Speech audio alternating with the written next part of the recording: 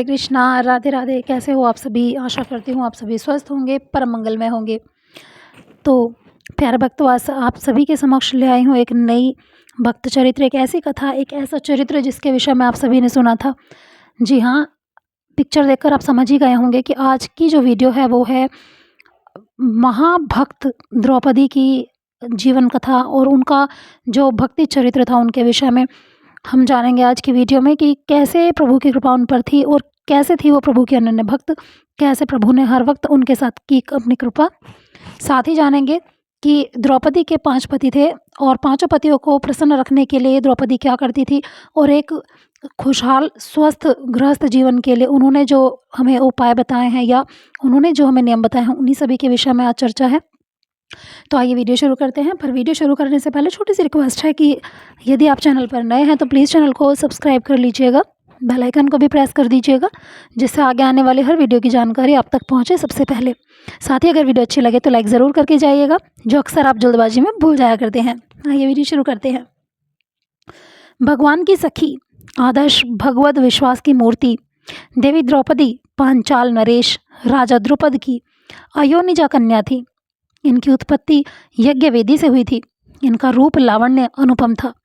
अंग कांति श्याम सुंदर होने से इनको लोग कृष्णा भी कहते थे। इनके शरीर से तुरंत के खिले हुए कमल की मधुर सुगंध निकलकर 1 कोस तक फैलती रहती थी। इनके प्राकट्य के समय आकाशवाणी हुई थी कि देवताओं का कार्य सिद्ध करने के लिए क्षत्रियों के संहार के उद्देश्य से इस रमणीय रत्न का प्राकट्य हुआ है। इसके कारण कौरवों को बड़ा भय होगा। पूर्व जन्म में दिए हुए भगवान शंकर के वरदान से इन्हें इस जन्म में 5 पति प्राप्त हुए। अकेले अर्जुन के द्वारा स्वयंवर में जीती जाने पर भी माता कुंती की आज्ञा से इन्हें 5 भाइयों ने ब्याहा था। द्रौपदी उच्च कोटि की पतिव्रता एवं भगवत भक्ता थी। इनकी भगवान श्री कृष्ण के चरणों में अविचल प्रीति थी। ये उन्हें अपना सखा, रक्षक, हितैषी एवं परम आत्मीय तो मानती ही थी, उनकी सर्वव्यापकता एवं सर्वशक्तिमत्ता में भी इनका पूर्ण विश्वास था। जब कौरवों की सभा में दुष्ट दुशासन ने इन्हें नग्न करना चाहा और सभासदों में से किसी का साहस न हुआ कि इस अमानुषीय अत्याचार को रोके, उस समय अपनी लाज बचाने का कोई दूसरा उपाय इनके पास नहीं था, तो इन्होंने अत्यंत आतुर होकर भगवान श्री कृष्ण को पुकारा और कहा, हे गोविंद, हे द्वारकावासी, हे सच्चिदानंद स्वरूप प्रेम घन, हे गोपी जन वल्लभ, हे केशव, मैं कौरवों के द्वारा अपमानित हो रही हूँ। इस बात को क्या आप नहीं जानते? हे नाथ, हे रमानाथ, हे वज्रनाथ, हे आर्तिनाशन जनार्दन, मैं कौरव समुद्र में डूब रही हूँ, आप मुझे इससे निकालिए। कृष्ण कृष्ण महायोगी विश्वात्मा, विश्व के जीवन दाता गोविंद, मैं कौरवों से घिरकर बड़े संकट में पड़ी हुई हूँ, आपकी शरण में हूँ, मेरी रक्षा कीजिए। सच्चे हृदय की करुण पुकार भगवान तुरंत सुन लेते हैं। श्री कृष्ण उस समय द्वारिका में थे।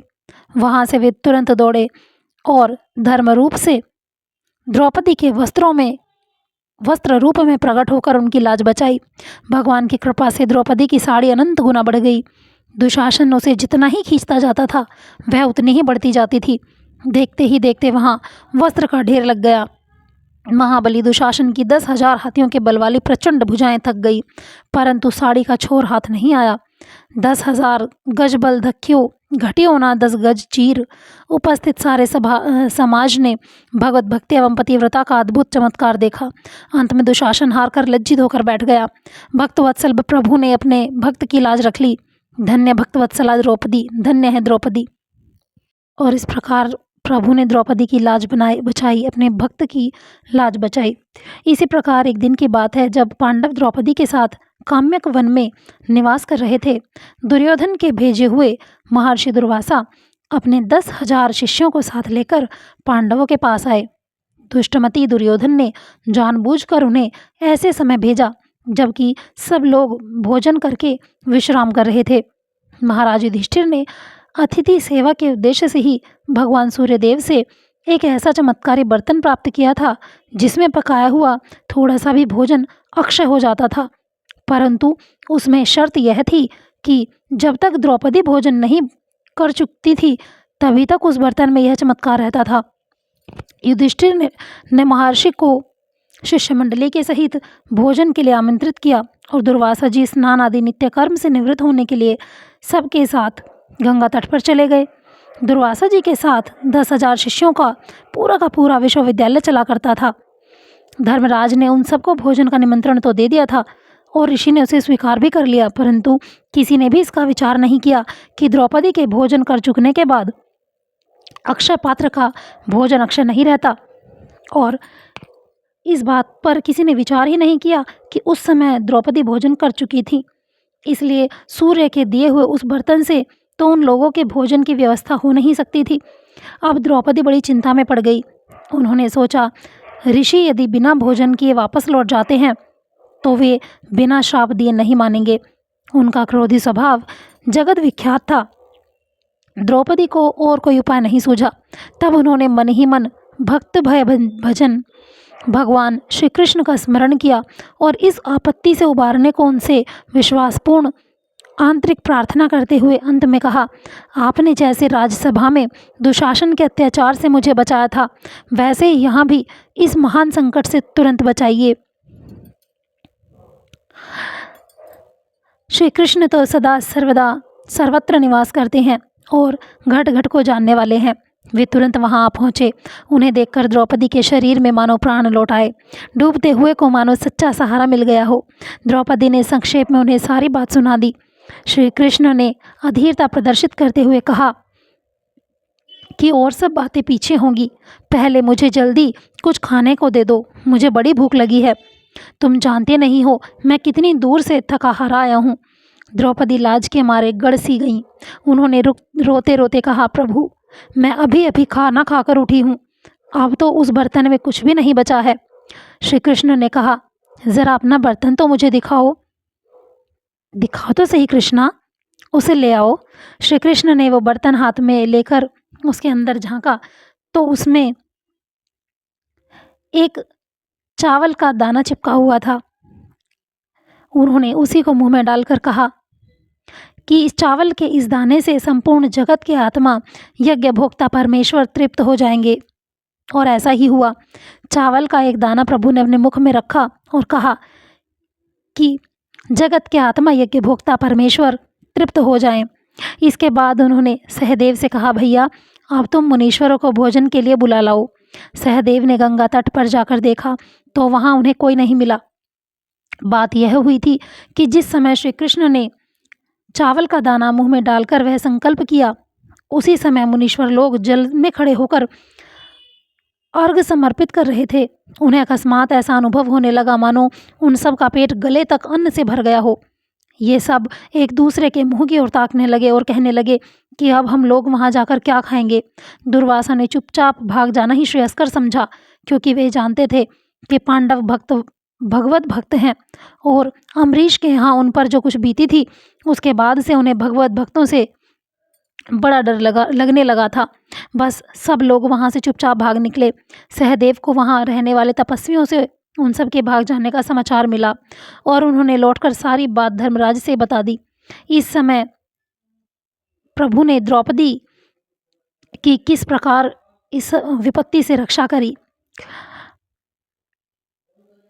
और द्रौपदी की श्री कृष्ण भक्ति से पांडवों की एक बड़ी भारी विपत्ति सहज ही टल गई।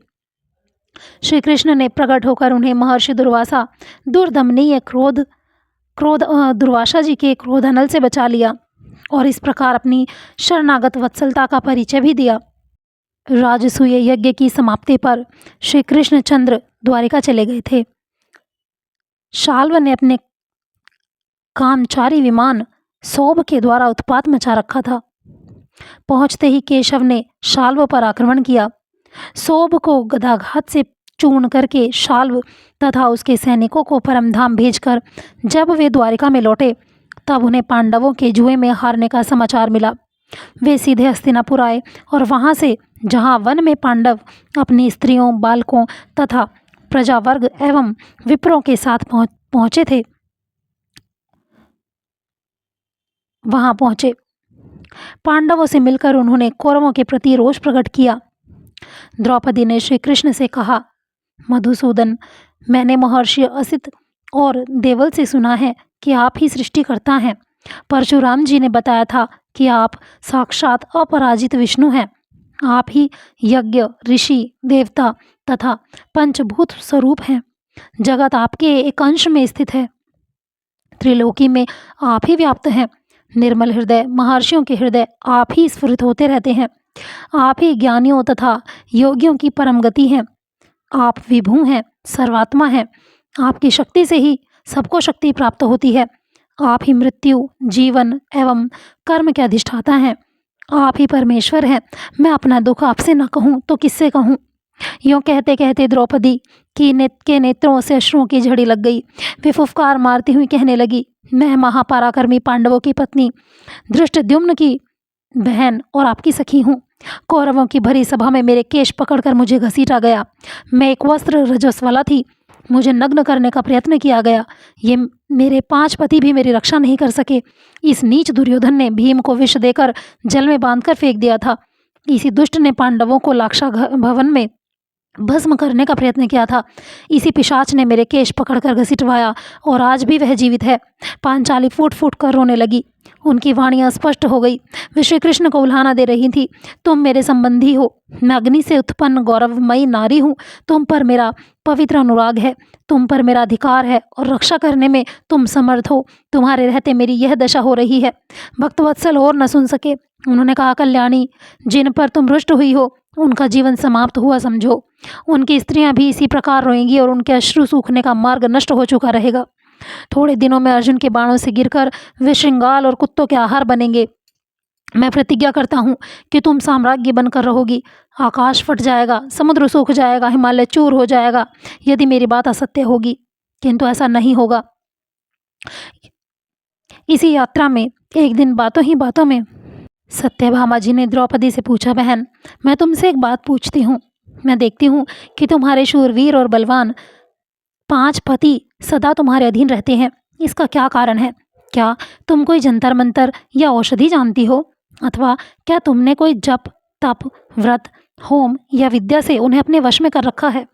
मुझे भी कोई ऐसा उपाय बताओ जिससे भगवान श्याम सुंदर मेरे वश में हो जाएं। देवी द्रौपदी ने कहा, बहन, आप श्याम सुंदर के पटरानी और प्रियतमा होकर कैसी बातें कर रही हैं? सती साध्वी स्त्रियां जंतर मंतर आदि से उतनी ही दूर रहती हैं जितनी सांप और बिच्छू से। क्या पति को जंतर मंतर आदि से वश में किया जा सकता है? भोली भाली अथवा दुराचारिणी स्त्रियां ही पति को वश में करने के लिए इस प्रकार के प्रयोग किया करती हैं। ऐसा करके वे अपने तथा अपने पति का अहित ही करती हैं। ऐसी स्त्रियों से तो सदा दूर ही रहना चाहिए। इसके बाद उन्होंने बताया कि अपने पतियों को प्रसन्न रखने के लिए वे किस प्रकार का आचरण करती हैं। उन्होंने कहा, बहन, मैं अहंकार और काम क्रोध का परित्याग करके बड़ी सावधानी से सब पांडवों की और उनकी स्त्रियों की सेवा करती हूँ। मैं ईर्ष्या से दूर रहती हूँ और मन को वश में रखकर केवल सेवा की इच्छा से ही अपने पतियों के मन को रखती हूँ तथा उनके मन में रहती हूँ। मैं कटु भाषण से दूर रहती हूँ, असभ्यता से खड़ी नहीं होती, खोटी बातों पर दृष्टि नहीं डालती, बुरी जगह पर नहीं बैठती, दूषित आचरण के पास नहीं फटकती तथा पतियों के अभिप्राय पूर्ण संकेत का अनुसरण करती हूँ। देवता, मनुष्य, गंधर्व, युवा, धनी अथवा रूपवान कैसा भी कोई पुरुष क्यों ना हो, मेरा मन मेरे पांडवों के सिवा और कहीं नहीं जाता। अपने पतियों के भोजन किए बिना मैं भोजन नहीं करती, स्नान किए बिना भोजन नहीं करती और उनके बैठे बिना मैं स्वयं भी नहीं बैठती। जब जब मेरे पति घर आते हैं तब तब मैं खड़ी होकर उन्हें आसन और जल देती हूँ।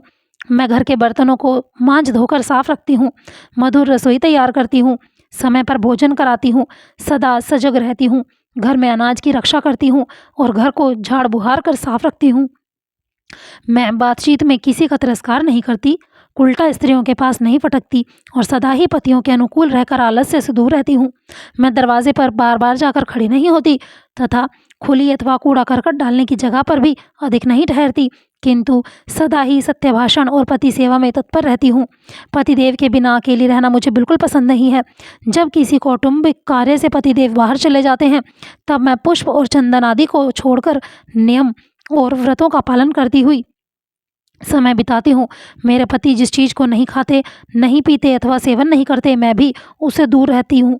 स्त्रियों के लिए शास्त्र ने जो जो ये बातें बताई हैं मैं उन सब का पालन करती हूँ। शरीर को यथा प्राप्त वस्त्र अलंकारों से सुसज्जित रखती हूँ तथा सर्वदा सावधान रहकर पतिदेव का की प्रिय बनने में तत्पर रहती हूँ। सासू जी ने मुझे कुटुंब संबंधी जो जो धर्म बताए हैं उन सब का मैं पालन करती हूँ। भिक्षा देना, पूजन, श्राद्ध, त्योहारों पर पकवान बनाना, माननीयों का आदर करना तथा और भी मेरे लिए जो जो धर्म निहित हैं मैं उन सभी का बड़ी सावधानी से रात दिन आचरण करती हूँ। मैं विनय और नियमों को सर्वदा सब प्रकार अपनाए रहती हूँ। मेरे विचार से तो स्त्रियों का सनातन धर्म पति के अधीन रहना ही है, वही उनके इष्ट देव हैं।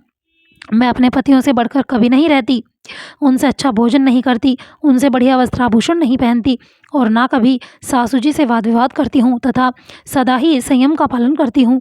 मैं सदा अपने पतियों के उठने से पहले उठती हूँ तथा बड़े बूढ़ों की सेवा में लगी रहती हूँ। अपनी सास जी के भोजन, वस्त्र और जल आदि से सदा ही उनकी सेवा करती हूँ। वस्त्राभूषण और भोजन आदि में भी कभी उनकी अपेक्षा अपने लिए कोई विशेषता नहीं रखती। पहले महाराज युधिष्ठिर के 10,000 दासियाँ थीं। मुझे उन सब के नाम, रूप, वस्त्र आदि सबका पता था और इस बात का भी ध्यान रहता था कि किसने क्या काम कर लिया है और क्या नहीं। जिस समय इंद्रप्रस्थ में रहकर महाराज युधिष्ठिर पृथ्वी पालन करते थे उस समय उनके साथ 1,00,000 घोड़े और उतने ही हाथी चलते थे। उनकी गणना और प्रबंध मैं ही करती थी और मैं ही उनको आवश्यकताएं सुनाती थी तथा उनकी आवश्यकताओं को पूर्ण करती थी। अंतःपुर के रखवालों और गडरियों से लेकर सभी सेवकों के कामकाज की देखरेख भी मैं ही किया करती थी। महाराज की जो कुछ आय व्यय और बचत होती थी उस सब का विवरण मैं अकेले ही रखती थी। पांडव लोग कुटुंब का सारा भार मेरे ऊपर छोड़कर पूजा पाठ में लगे रहते थे और आए गयों का स्वागत का सत्कार करते थे और मैं सब प्रकार का सुख छोड़कर उसकी देखरेख किया करती थी। मेरे पतियों का जो अटूट खजाना था उसका पता भी मुझ एक को ही पता था। मैं भूख प्यास को सहकर रात दिन पांडवों की सेवा में लगी रहती थी। उस समय रात और दिन मेरे लिए समान हो गए थे। मैं सदा ही सबसे पहले उठती और सबके बाद सोती थी। सत्यभामा जी, पतियों को अनुकूल करने का मुझे तो यही उपाय मालूम है। एक आदर्श गृह पत्नी को घर में किस प्रकार रहना चाहिए इसकी शिक्षा हमें द्रौपदी के जीवन से अवश्य लेनी चाहिए। द्रौपदी के जिन लंबे लंबे काले बालों का कुछ ही दिन पहले राजसूय यज्ञ में अवभृत स्नान के समय मंत्र पूत जल से अभिषेक किया गया था, उन्हीं बालों का दुष्ट दुशासन के द्वारा भारी सभा में खींचा जाना द्रौपदी को कभी नहीं भूला। उस अभूतपूर्व अपमान की आग उनके हृदय में सदा ही जला करती थी। इसलिए जब जब उनके सामने कौरवों से संधि करने की बात आई तब तब इन्होंने उसका विरोध ही किया और बराबर अपने इस अपमान की याद दिलाकर अपने पतियों को युद्ध के लिए प्रोत्साहित करती थी। अंत में जब यही तय हुआ कि एक बार कौरवों को समझा बुझाकर देख लिया जाए और जब भगवान श्री कृष्ण पांडवों की ओर से संधि का प्रस्ताव लेकर हस्तिनापुर जाने लगे उस समय भी इन्हें अपने अपमान की बात नहीं भूली और इन्होंने अपने लंबे लंबे काले बालों को उन्हें दिखाते हुए श्री कृष्ण से कहा, श्री कृष्ण, तुम संधि करने जा रहे हो सो ठीक है, परंतु तुम मेरे इन खुले केशों को न भूल जाना। कृष्ण, हे मधुसूदन, इन केशों को मत भूल जाना। हे मधुसूदन, क्या मेरे ये केश आजीवन खुले ही रहेंगे? यदि पांडव युद्ध नहीं करना चाहते तो मैं अपने 5 पुत्रों को आदेश दूंगी। बेटा अभिमन्यु उनका नेतृत्व करेगा, मेरे वृद्ध पिता और भाई सहायता करेंगे। पर श्री कृष्ण, तुम्हारा चक्र क्या शांत ही रहेगा? इस पर श्री कृष्ण ने गंभीरता के साथ कहा, हे कृष्ण, आंसुओं को रोको। मैंने प्रतिज्ञा की है और प्रकृति के सारे नियमों के पलट जाने पर भी वह मिथ्या नहीं होगी। तुम्हारा जिन पर कोप है उनकी विधवा पत्नियों को तुम शीघ्र ही रोते देखोगी। काम्यक वन में जब दुष्ट जयद्रथ द्रौपदी को बलपूर्वक ले जाने की चेष्टा करने लगा तब इन वीरांगना ने उसे इतने जोर से धक्का दिया कि वह कटे हुए पेड़ की तरह जमीन पर गिर पड़ा, किंतु फिर तुरंत ही उठ खड़ा हुआ और इन्हें बलपूर्वक रथ पर बैठा कर ले चला। जब भीम अर्जुन उसे पकड़ लाए और उसको अपने दुष्कर्म का पर्याप्त दंड मिल गया तब इन्होंने दया करके उसे छुड़वा दिया। क्रोध के साथ साथ क्षमा का कैसा अपूर्व मेल है। इनका पतिव्रत तेज तो अपूर्व ही था। जिस किसी ने भी इनके साथ छेड़छाड़ की उसी को प्राणों से हाथ धोने पड़े। दुर्योधन, दुशासन, कर्ण, जयद्रथ, कीचक आदि सबकी यही दशा हुई। महाभारत युद्ध में जो कौरवों का सर्वनाश हुआ उसका मूल सती द्रौपदी का अपमान ही था। यही कारण था कि समस्त कौरवों का नाश हुआ, क्योंकि समस्त कौरवों ने द्रौपदी को अपमान की दृष्टि से देखा और उनका अपमान किया। महाभारत समाप्त हुआ। पांडव सेना शांति से शयन कर रही थी।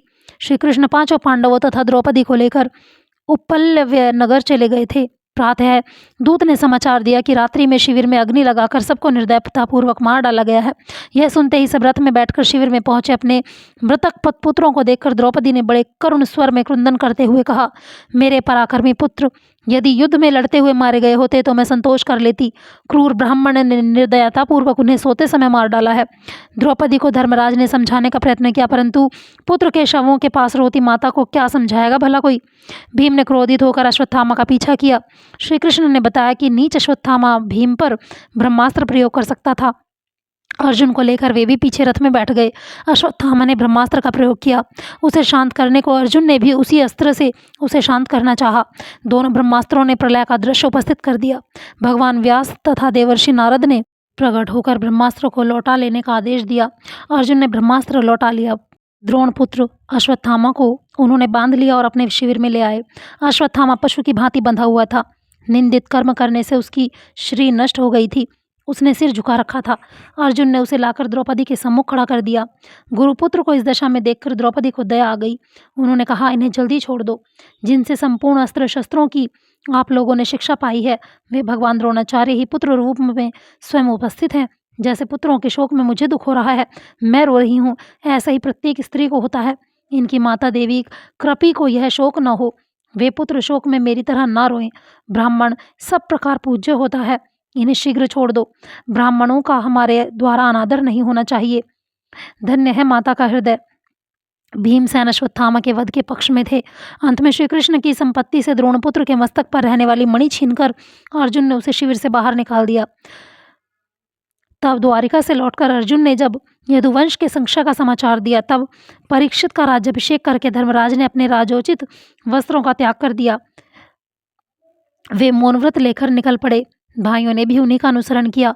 द्रौपदी ने भी वल्कल पहना और पतियों के पीछे चल पड़ी।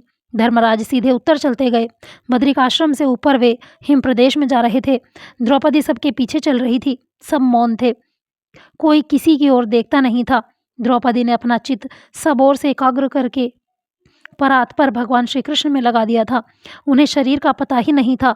हिम पर फिसलकर वे गिर पड़ी। शरीर उसी श्वेत हिम राशि में विलीन हो गया।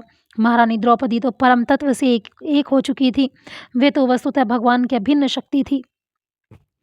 तो प्यारे भक्तों, इस प्रकार प्रभु की परम भक्त द्रौपदी के जीवन का अंत हुआ और उनके संपूर्ण जीवन में जितने भी उन्होंने कष्ट सहे, उन सभी कष्टों को सहने में प्रभु उनके साथ रहे। और उनके ये सब केवल उनकी प्रभु भक्ति से ही संभव हो पाया। किस प्रकार प्रभु ने उनकी रक्षा करी, उनके मान सम्मान की रक्षा करी और उन पर कुदृष्टि डालने वालों का किस प्रकार संहार हुआ। आई होप आपको वीडियो अच्छी लगी होगी। द्रौपदी का ये भक्त चरित्र आपको अच्छा लगा होगा। यदि वीडियो अच्छी लगी है तो लाइक ज़रूर कर दीजिएगा और कमेंट सेक्शन में ज़रूर बताइएगा कि आपको कहानी कैसी लगी और इसमें से कितने प्रसंग आप लोग पहले सुन चुके थे। तो चलिए मिलते हैं एक नए वीडियो में एक नए भक्त चरित्र के साथ। तब तक के लिए बने रहिए चैनल पर। हरे कृष्णा, राधे राधे।